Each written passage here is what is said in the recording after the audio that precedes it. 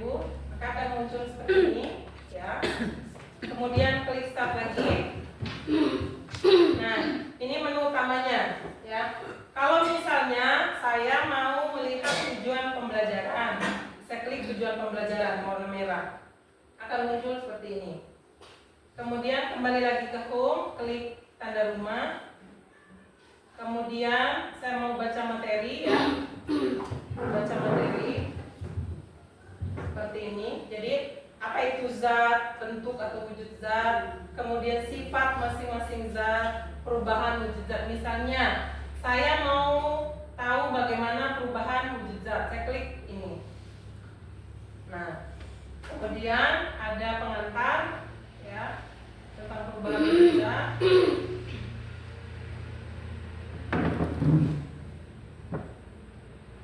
Nah, ini perubahan wujud zatnya saya tampilkan. Kemudian ini gambarnya. Kalau misalnya saya mau tahu tentang menyublim itu apa, tinggal saya klik menyublim, maka akan muncul gambar dengan contoh serta penjelasannya. Kembali, misalnya saya mau menguap, klik menguap.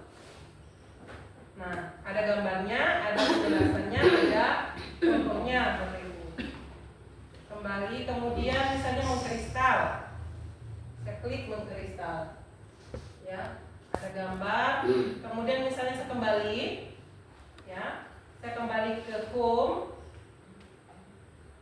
mau kembali ke home, ya, materinya misalnya saya sudah pelajari begitu, Bapak Ibu. Saya mau nonton video, ya. Ini video yang nge-link dengan YouTube, Bapak Ibu, jadi tetap harus online, ya. Saya klik misalnya. Jadi seperti kita menonton YouTube, ya. Nah, misalnya sudah selesai nih nonton YouTube, kembali ke home. Misalnya saya mau latihan soal, gitu. Jadi klik ayo latihan, maka akan muncul link dari Wordwall. Oke, misalnya ini namanya Dance Not Me. Misalnya Pak Ande, ya Pak. Iya. Klik start.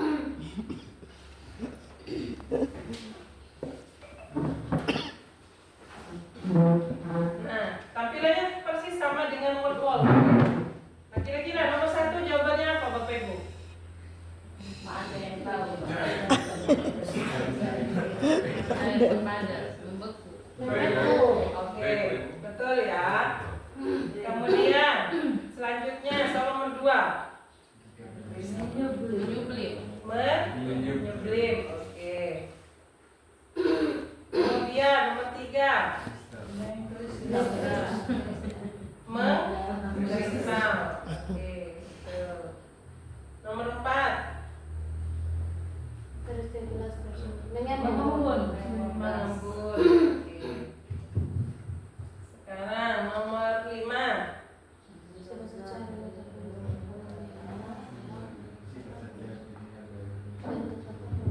A, B, C atau D? C apa D? C. Misalnya ya. Oh, salah. Yang betul adalah. Nah, dia akan muncul game komplit. Nah, sudah kelihatan skornya berapa, waktunya berapa. Oke, Bapak Ibu? Jadi ini kita kembali misalnya. Kemudian kalau misalnya anak-anak sudah selesai, misalnya mau lihat kesimpulannya apa, ya, kesimpulannya langsung ada seperti ini, ya. Wujud zat ada berapa, yang menerima kalor siapa, melepaskan kalor apa saja, gitu. Oke, ini MPI saya, ya, Bapak Ibu. Kemudian saya akan lanjutkan. Saya tidak akan jelaskan bagaimana cara membuat MPI, Bapak Ibu, tapi saya akan lebih penerapannya. Penerapan MPI ini di dalam kelas itu seperti apa sih, begitu. Jadi ini saya lewati. Kalau misalnya ada yang mau belajar tentang membuat MPI, nanti saya akan kasih materinya, ada link tutorialnya, Bapak Ibu. Ya, oke. Ini tentang pembelajaran berdiferensiasi. Nah, bagaimana sih saya terapkan MPI ini? Saya kaitkan dengan pembelajaran berdiferensiasi. pembelajaran berdiferensiasi itu adalah pendekatan ya Bapak Ibu ya, bukan model, tapi ini adalah pendekatan dan merupakan salah satu strategi dalam proses pembelajaran di mana semua anak itu adalah istimewa. Tidak ada yang lebih pintar atau kurang, tapi semua anak itu adalah istimewa. Jadi mereka memiliki hak untuk belajar dan kita sebagai guru wajib untuk memfasilitasi itu. Nah, ini pembelajaran berdiferensiasi yang saya lakukan, Bapak Ibu. Saya lakukan dengan pembelajaran berkelompok, ya. Kemudian saya jadikan peserta didik itu pusat pembelajaran karena MPI itu adalah suatu media pembelajaran yang harus dilakukan sendiri. Kemudian teknologi, saya memanfaatkan alat bantu teknologi dalam proses pembuatan multimedia pembelajaran interaktif. Dan ada beberapa penyesuaian yang saya lakukan, ada proses dan produk. Jadi Bapak Ibu, kalau misalnya Bapak Ibu mau menerapkan pembelajaran berdiferensiasi di kelas, tidak harus tiga-tiganya ada. Mana yang sekiranya sesuai dengan materi atau tujuan pembelajaran yang Bapak Ibu yang Ibu lakukan, silakan. Oh, saya hanya mau konten, silakan. Mau prosesnya saja silakan. Begitu. Kalau mau tiga-tiganya juga silakan. Nah, yang saya lakukan untuk konten, saya siapkan buku pelajaran, Bapak Ibu, buku pelajaran IPA kelas 7, dan saya siapkan juga MPI. Jadi semua siswa saya itu tidak bawa HP, tidak semua yang membawa, hanya ada beberapa saja, ya. Ada sekitar 8 orang yang membawa HP. Nah, yang lain itu tidak ada yang bawa. Jadi karena ada 8 orang yang membawa HP, kebetulan jumlah siswanya juga tidak terlalu banyak. Jadi saya bikin dalam 7 kelompok waktu itu, 7 kelompok, ya. Kemudian proses berdasarkan hasil asesmen awal yang saya lakukan, Bapak Ibu. Saya tahu ada beberapa anak yang bisa, begitu, dari hasil asesmen awal. Nah, anak-anak yang bisa itu dijadikan sebagai tutor sebaya. Nah, untuk anak-anak yang saya anggap kurang, begitu, itu perlu bimbingan dari kita sebagai fasilitator. Ya. Kemudian produk karena model pembelajaran yang saya lakukan itu adalah problem based learning, artinya ada orientasi masalah dan ada nanti penyajian hasil penyelesaian masalah. Nah, penyajiannya ini saya minta ke anak-anak dengan bentuk bisa mind map, bisa dengan peta konsep, atau dia langsung tulis jawabannya di dalam bukunya, itu bisa. Jadi ada 3. Nah, itu konsep istilahnya pembelajaran berdiferensiasi itu adalah kita membuatkan beberapa pilihan ke anak, tidak hanya satu, Bapak Ibu.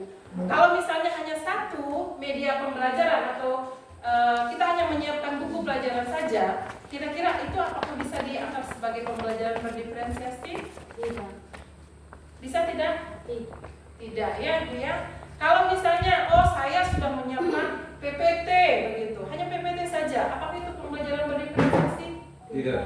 Tidak, ya. Jadi ada pilihan di situ untuk anak. Nah, ini yang saya lakukan, pemanfaatan media pembelajaran interaktif di dalam kelas, Bapak Ibu. Model saya rangkum kembali tadi yang saya sampaikan. Model saya menggunakan problem based learning, ada orientasi masalah, kemudian ada penyelesaian masalah oleh anak melalui penyelidikan, kemudian nanti ada penyajiannya, ya. Kemudian di kegiatannya saya berikan permasalahan, kemudian ada diskusi kelompok, ya. MPI dan buku digunakan sebagai bahan kajian atau referensi. Kemudian ada video pembelajaran, ada latihan soal menggunakan whiteboard. Nah, produknya itu yang tadi saya sampaikan, ada peta konsep, mind map, atau jawaban langsung berupa tulisan anak-anak. Penguatan saya berikan melalui games, Bapak Ibu, games kucing menangkap tikus, untuk menguatkan kembali konsep tentang zat gas, zat cair, dan zat padat. Nah, ini video pembelajaran yang saya lakukan. Saya akan tunjukkan, ya, bagaimana saya memanfaatkan MPI di dalam kelas. Selamat pagi anak-anak. Depan, ya. Bagaimana sifat zat? Yang keempat, apa yang mempengaruhi zat? Baik anak-anak, tadi berdasarkan asesmen awal, ibu sudah tahu ya.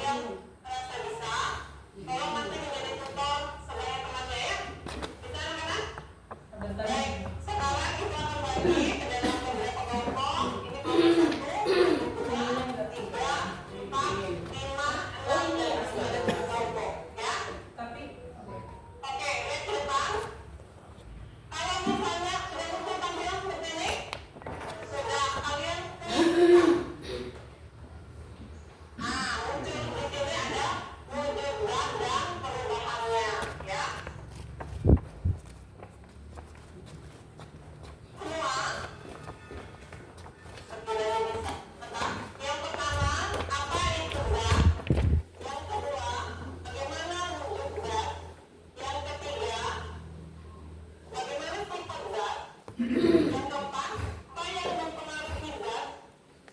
Baik, anak-anak. Tadi berdasarkan asesmen awal, Ibu sudah tahu ya siapa yang sekiranya bisa. Nanti Ibu akan bagi orang-orang tersebut ke dalam beberapa kelompok dan ada di dalam kelompok tolong yang merasa bisa. Tolong nanti menjadi tutor sebagai temannya ya. Bisa anak-anak? Untuk tampilan seperti ini. Sudah kalian klik start. Jadi Bapak Ibu untuk kelas 7 terutama ya, kalau misalnya kita berikan MPI itu tidak bisa kita langsung serahkan begitu saja. Kita harus membimbingnya tetap. Kita membimbingnya karena kalau misalnya kita tidak lihat Bapak Ibu, anak-anak kelas 7 khususnya dia akan lakukan yang lain. Dia akan buka-buka yang lain ya di HP-nya. Kemudian dia akan foto-foto temannya. Jadi mau tidak mau kita sebagai guru ya, kita harus membimbing dengan cara berkeliling Bapak Ibu untuk memastikan bahwa yang dia buka itu adalah MPI. Nah, muncul di sini ada wujud zat dan perubahannya. Ya, semua masuk di link yang tadi. Masuk link. Oke, kita tunggu sama-sama ya.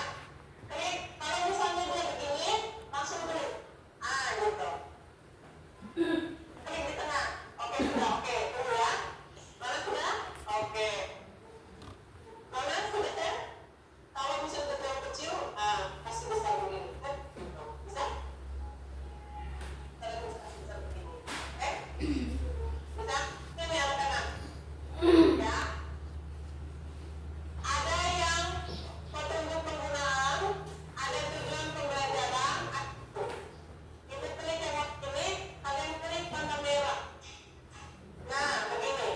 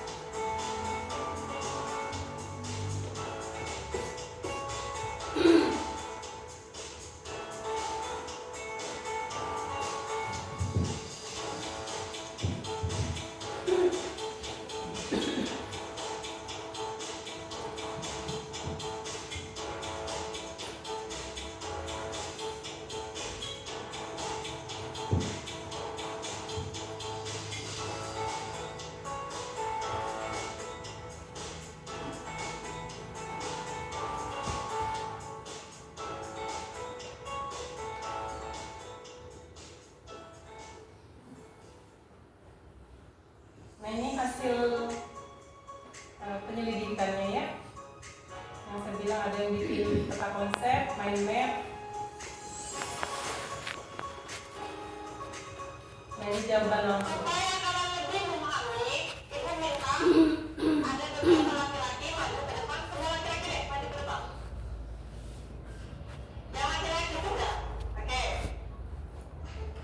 Yang laki-laki saja maju ke depan. Nah, siapa yang mau jadi tikus di sini? Oke, ini. Jadi kucing. Oke, satu orang jadi kucing. Nah, yang laki-laki di sini silakan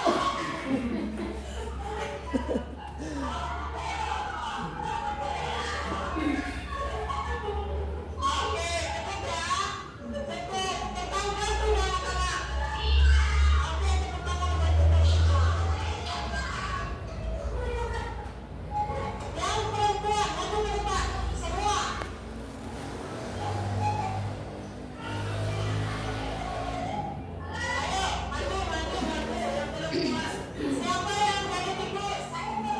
Oke, tikus. Yang jadi kucing? Tangkap itu tikus.